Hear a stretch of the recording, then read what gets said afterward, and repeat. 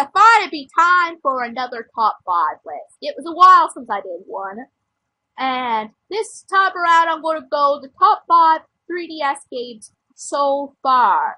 Now, guys, keep in mind that I haven't played so many 3DS games as I have some of the other game systems, so this might be very limited and predictable. Or, it might not, I may have added a surprise or two to you. I am limiting one game so far for franchising, unless it's a spin-off game, then I will count one of the spin-off games. Like if the spin-off game has another bunch of games in that series, then I'm only counting one of them. So, with that said, on to I'll be going from the highest up, which means I don't like the most, to the one I like the most, which is number 1. So now on to number 5. Number 5 is Nintendogs Plus Cats. Now you're probably thinking, wow, this is at your lowest rank in the game? Well, at first this was originally number 4 when I was making this list. But then I thought that the original number 5 game just had more to it that I liked than this one. But anyway, in this game, obviously, you get a dog, an adorable little puppy that you don't have to clean up after. Oh yeah, you can get cats too. Although, the problem is, the cats are completely useless and costly. So are the puppies, for that matter. So, you are lucky to get yourself one dog at the beginning of the game. Now, if you can't afford a really good dog you like, and there's another dog you really like after you buy it, you have to work for it. Okay, I know working is important. It's part of the game, sure. But keep in mind a couple things. One, you can only teach each dog 3 tricks a day. And some of the obedience trials require a certain list of tricks. Like, let's say the beginning trial needs sit, lay, or sit, roll over. I forget what it is by this point. But plus there's a bonus level that you can do extra tricks with points. But if you enter the beginning trial, if you want to enter the first or second day, you need to have a certain amount of tricks to really do well at it. Another thing, you need an AR card to do these obedience trials. So if let's say you want to do a Let's Play on it or something, like, when you get this footage, it'll probably be messy, trust me. I'll have to put an AR card, or, no, my cell phone. The good news is you can get AR scans with your cell phone. I can put this on there, try to get the footage, but it will be moving. It'll move around. So, that won't work very well. Trust me, guys, it's a mess. Now, you can enter, toy chasing contests, which I forget what they're really called, real something. But the downside to that is that in order to train, you have to go to the gym. But you can't just go to the gym. If you find the gyms on your walk, you can go in. But the route is different all the time. If you don't know where you're going, you may not get to the gym on a walk. So it isn't just a place where you can just go to, and it isn't like the regular Nintendogs where you see a route to where a certain area is and you try to make a route to it. The route is random. You may not get to the gym, and then you may not get to train for the toy chasing trial. The Frisbee trial. We'll just say the only downside to that is my damn fine motor skills. Anytime I try to throw a disc or whatever, my stylus will throw it out of whack and the poor dog gets confused. Yeah, that just doesn't sit well with me. But, you see, as adorable as these animals are, and as it seems like there's a lot to do, there isn't. Really, your day consists of training the 3 tricks, maybe training with Frisbee or the toy chasing trial if you learn to get to the gym or the park, bathing and feeding, really, besides the walks, that's about it. There's really not much you can do. And the thing is, the only way you can get more than 3 tricks done is if you reset your 3DS clock. And that, if you have other games that require or punish you for that thing, it's not good. In the least. So, really, you can only do, like, the game is only playable for, like, maybe an hour or 2 tops a day if you take your time. That's why this is so high on the list now. Because I have nostalgia for it. There's things I do like about it, but it just doesn't hold up like number 4 now is going to. So that was number 5, the 10 Dogs Plus Cats, any of the versions of it. I will see you guys at number 4. Number 4 is The Legend of Zelda Ocarina of Time. Now, you guys, you're probably surprised that this is on the list for me at all. So maybe you'll just keep the place, or some of you will say, this game is the most awesome game of all time. Why so low? Well, you guys know me by now. The ones who watch my videos a lot. I have so little patience. But I gotta give that one thing about this game is that when you first learn it, it has a pretty good learning curve. And for me, a lot of people yell about Navi saying, hey, oh, remember this. But for me, it is surprisingly useful. Now, the bosses in this game are pretty fairly leveled. It starts off easy enough, you learn how to fight. You might lose if you really don't pay attention at all, but it slowly gets difficult. And yes, I'm at a point now where the game is really difficult, but besides the point, there is quite a bit to do in this game. The characters are pretty memorable in personality, not necessarily names. The only names that I stick out to me for sure is Ganon. Well, it's the nickname. I can't remember his full name. It's a mouthful. I think it is Captain... No, that's Mario. I forget that. Zelda's pretty memorable. Navi, you cannot forget.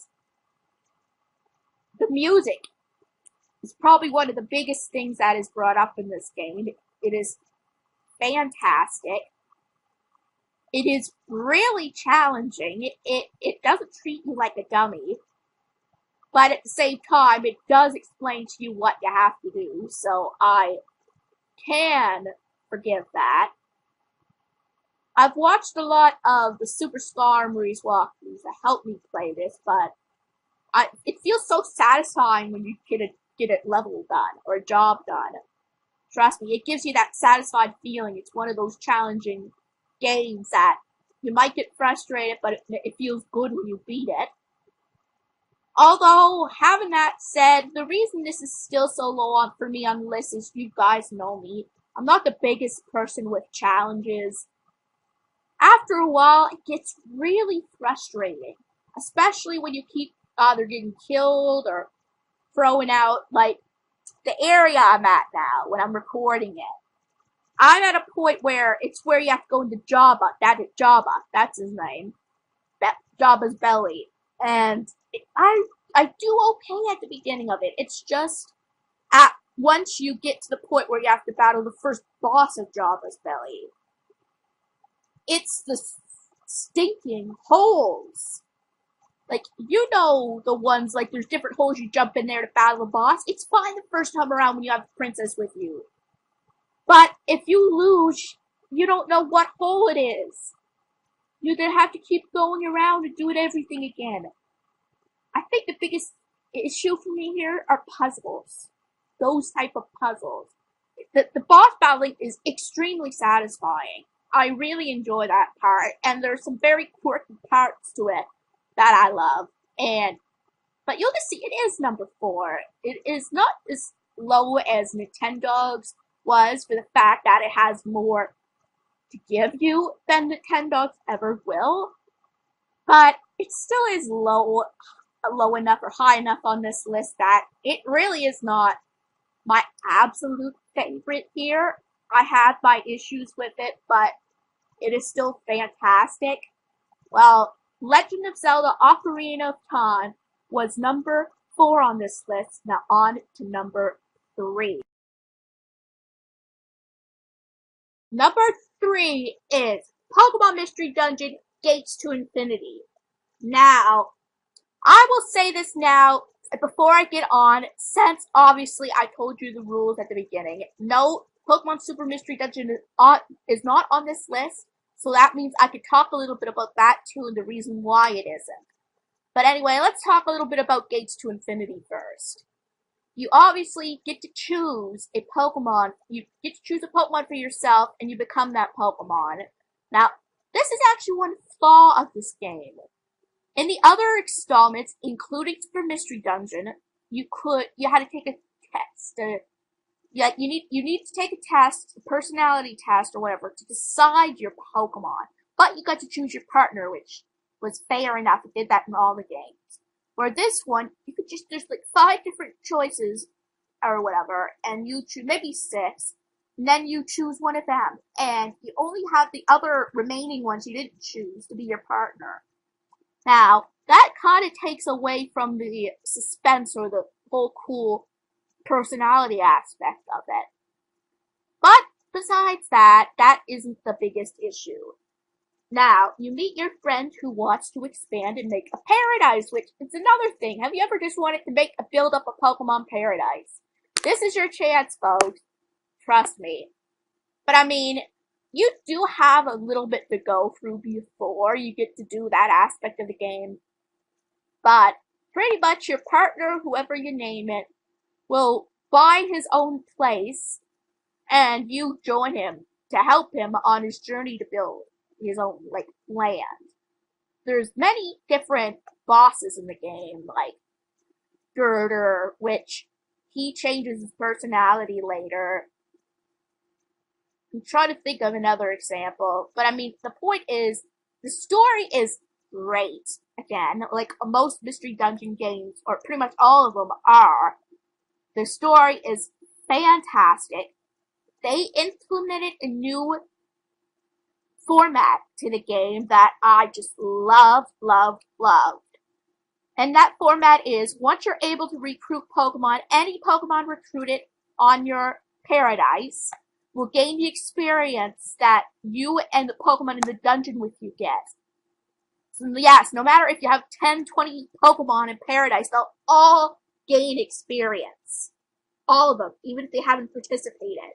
Now that is just fantastic. Now, let's get to the comparison to Super Mystery Dungeon, shall we? That game completely threw that out the window. Not only that, you'd be lucky to be able to raise your Pokemon in that game. You and your partner. Literally, it's hard enough to raise your main 2 Pokemon, let alone any of the Pokemon. Actually, you don't even really recruit, say, Pokemon in Pokemon Super Mystery Dungeon. Let's just put it this way. One good thing about Gates to Infinity and Super Mystery Dungeon is that any Pokemon besides you and your partner can evolve if they get to the required level. Even in the main story. But the thing is, with Super Mystery Dungeon, there's really no point in raising those other Pokemon because, one, they may not always be able to be used because they're taken care of through what they call a connect system, which means you have an orb and you connect with them through doing different jobs, but someday they won't be there, they'll take that day off and you can't use them in the dungeon. The thing is, you also don't have much time to raise any Pokemon because the story goes like boom, boom, boom, boom.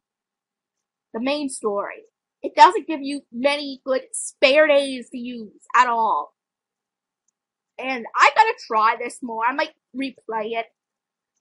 I'm killing myself doing it just to see if I'm wrong, but I'm pretty sure they don't give you an option to skip the main story for a few days if you choose. Where Gates to Infinity, or even the other games, might.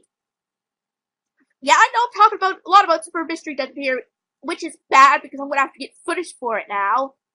But anyway, again, with Mystery Dungeon Gates to Infinity, not only do you have a chance to raise all your Pokemon, even in the ones not being used, but eventually in the story you get what you call companion mode, which allows you to exit the main story for as long as you want until you get yourself in levels prepared.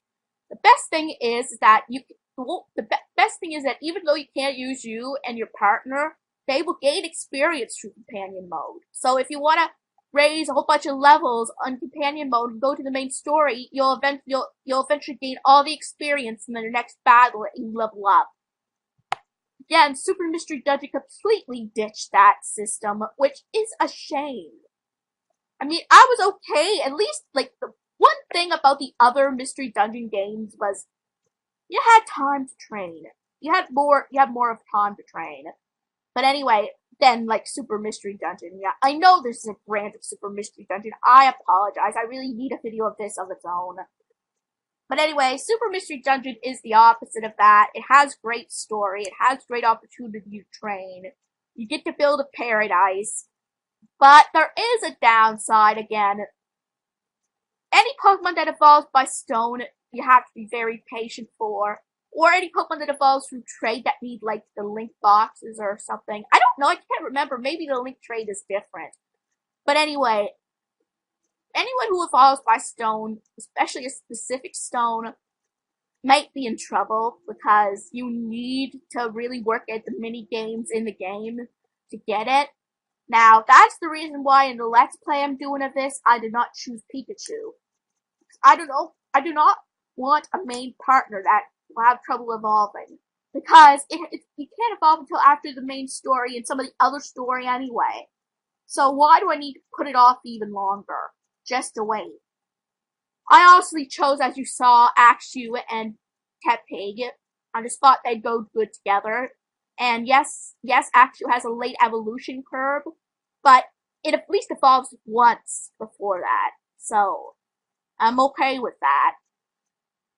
Now, the bosses are a fair strength in this game, which is good, but you can learn to beat it. There's walkthroughs that tell you how to use the items, and as you've seen in so far, I don't know if you've seen it yet, but in the footage you'll see it, that I've defeated some of the enemies easily enough, because I've played it enough to know how to, and to have more confidence in this game.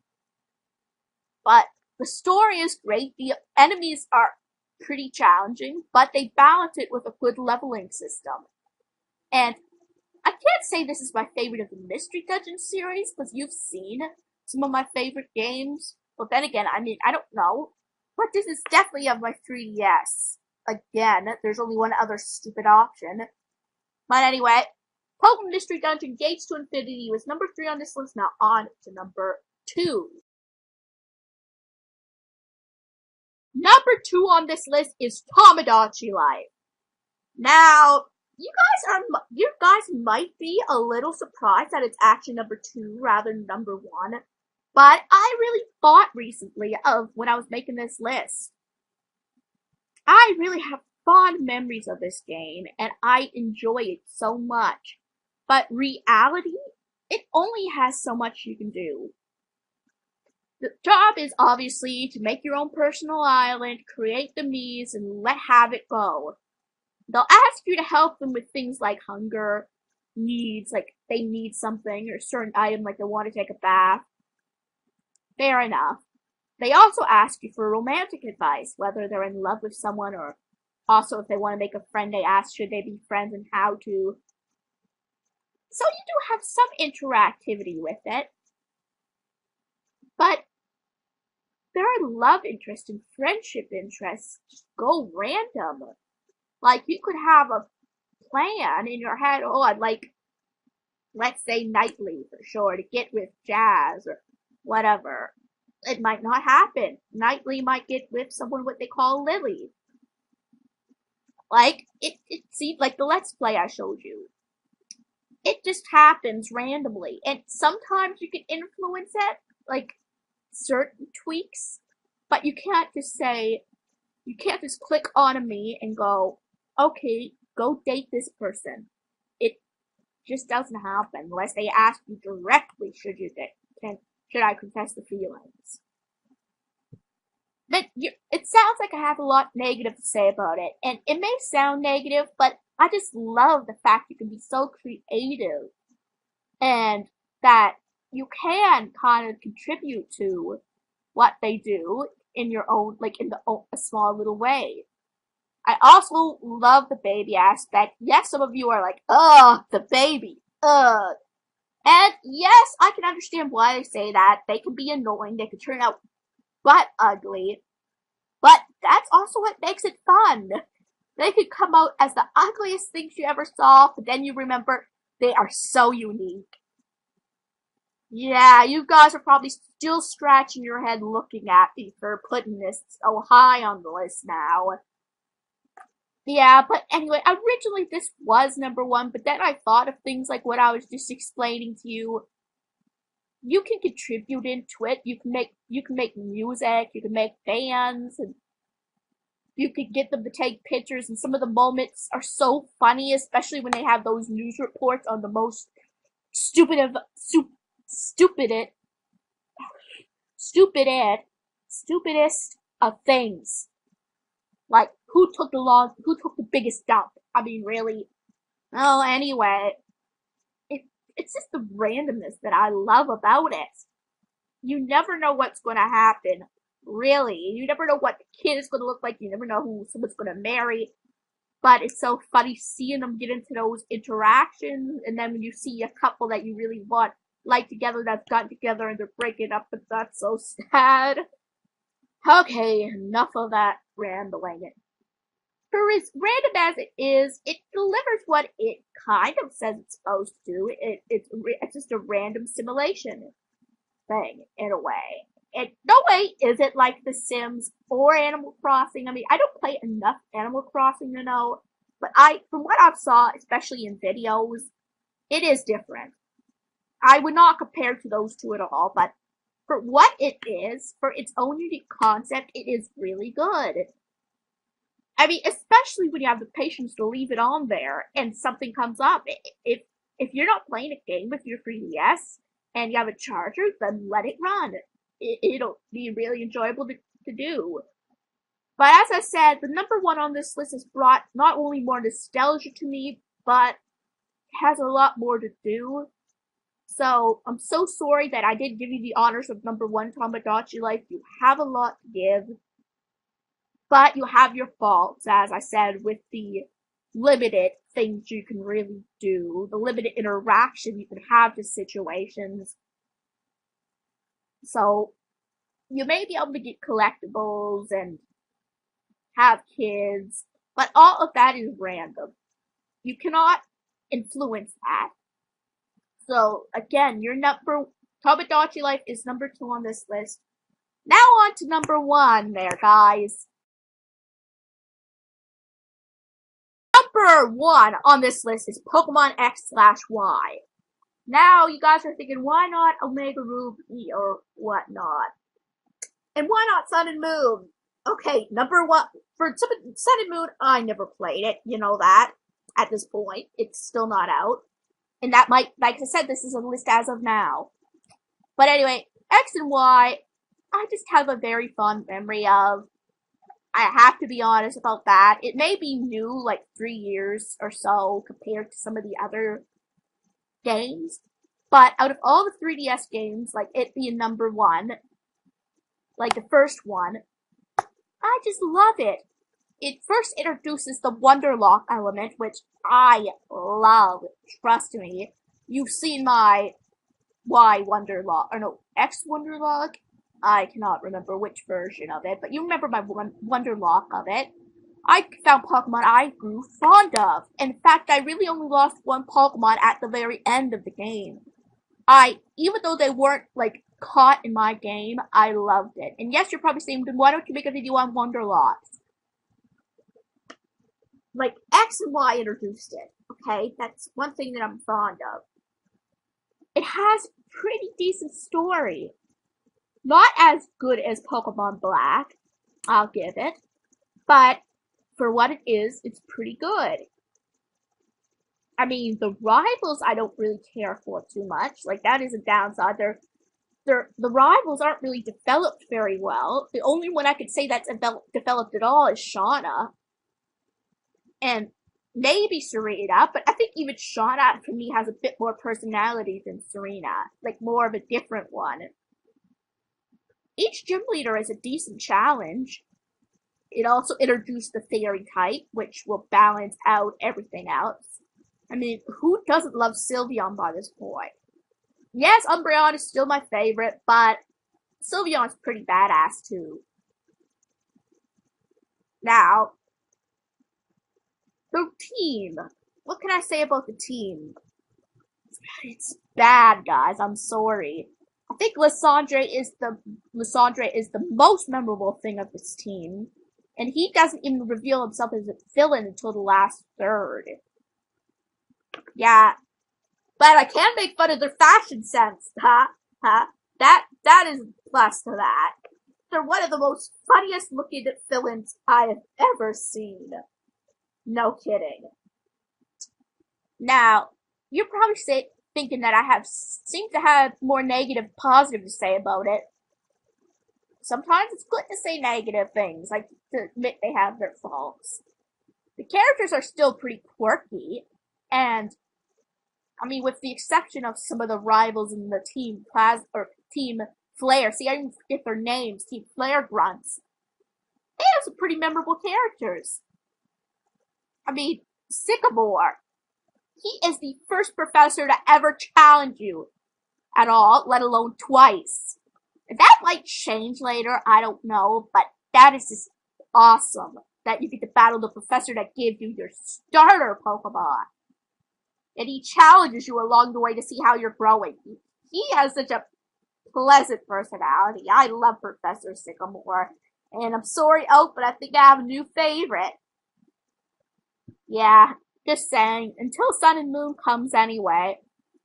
I mean, I think the only other professor I remember at all now a bit is Professor... What is it? Is it... not Rowan? Ugh. From Omega Ruby and Alpha Sapphire. I only remember him slightly. Birch, I think. Professor Birch. That's his name. Professor Birch. Rowan is Sinnoh. And I don't even remember him through Ruby or Sapphire or Emerald. I remember him for Omega Ruby and Alpha Sapphire, how he keeps getting chased by Pokemon every once in a while. But even then, that isn't quite like Professor Sycamore's bubbleistic personality and love for adventure and to grow. Professor Birch was just more comic relief. Sad to say, yeah. But, I mean, it makes you feel good about yourself, Pokemon X and Y. I mean, also, this is the first game to introduce customization as well. And it may not have returned for Omega Ruby and Alpha Sapphire, but hopefully we'll have a bit of it in Sun and Moon. But, I mean, I know because it was based on France, that was a big thing of it, like custom boutiques. But it was still awesome to make yourself look different than others. I mean, fair enough that girls had more customization options, and I love to play as a male. But, hey, a game that I actually really feel like playing a female at all in this game. Good for you, X and Y. You made it to a point where I would actually play as the female character because I can customize myself a bit better. Good for you to make girls feel better about themselves. Now, I do, as I said, like, it depends on who's playing the game, right? It can be challenging, it can be not. And yes, again, sometimes my memory goes flat, but another thing I love about the game is that it is the first game to introduce the special EXP share, where all your Pokemon on the team will get half the experience except for the ones in front. That if you switch them, I believe they get full experience. I have no idea, I forget, but it helps. And the thing is, you can turn it off, so if there's people who want to challenge, just turn it off. For me, though, it's a blessing to be able to raise a full team of Pokemon It made it so much easier, and I hope Sun and Moon, just like Omega Ruby and Alpha Sapphire, keeps that element a little bit. At least that. Or at least find another element that works in the same way. Please, Sun and Moon, do not become a Pokemon Super Mystery Dungeon and make it next to impossible to raise your Pokemon in the game. Again, okay, you guys will think this is just a video of me ranting Pokemon Super Mystery Dungeon. That deserves a video of itself. Unfortunately, I'm probably gonna have to play it just to show you how bad it can be. But that will not come for several years, trust me, but its day will come. But anyway, guys, I believe that is about it for this list. So if you enjoyed this list, please give it a big thumbs up, and I will see you in the next video. Bye!